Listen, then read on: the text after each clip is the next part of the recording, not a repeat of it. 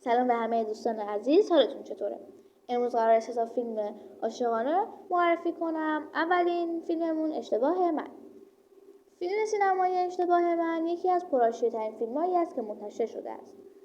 داستان این فیلم در مورد دختری جوان به نام نواست که پس از ازدواج مجدد مادرش باید به عمارت همسر جدید مادرش نقل مکان میکرد.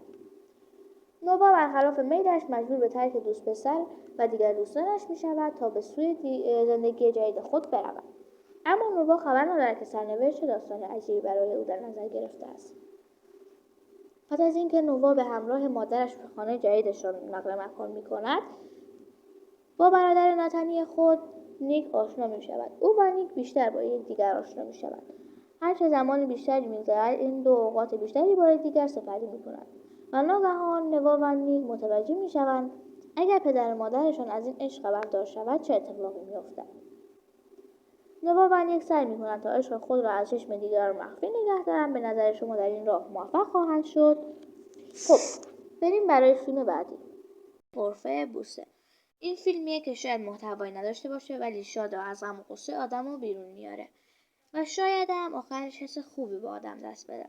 در قسمت اولش الی یه دختر دبیرستانیه که یه دوست داره، از زمان بچگی با هم بودن به اسم لی. یک برادر بزرگتر به اسم نوا داره که به عنوان یه پسر خوش‌تیپ و خوش‌چهره همه میشناسنش و البته دختر باز. الی از نوا خوشش میاد ولی چون برادر لی است این حس رو مخفی میکنه. الی ولی برای پروژه خیریه مدرسه غرفه بوسه میزنن و برای ورود به غرفه دانش آموزان باید بلیط بخرن و هر کس بوسه با فرد منتخب خود را تجربه خواهد کرد. و رابطه الی و نوا از اینجا شروع میشه. بریم برای سینمای سوم، سینمای فاجعه زیبا. ابی دختری جوان و دانشجوی سال اول دانشگاه است که سعی می‌کند اتفاقات وحشتناکی را که در گذشته رخ داده است فراموش کند. اما پس از آشنایی از همکلاسی‌هایش مسیر زندگیش عوض می‌شود. تراویس گستاخ و پوشیده از خالکوبی است. دقیقاً چیزی است که باید ابی از او دوری کند. او شب‌ها را در میدان مبارزه پول کسب می‌کند و روزها پسر جذاب دانشگاه است. وقتی ابی به او توجه نمی‌کند، تراویس تلاش می‌کند با یک شرط بندی ساده او را جذب کند.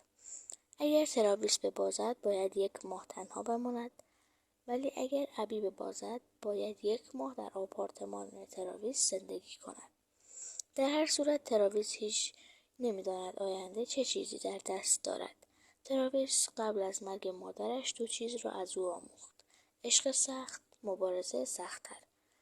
خب بچه‌ها خیلی ممنون تا آخر این ویدیو همراه هم بودید. لایک و کامنت یادتون نره. فعلا تا بعد.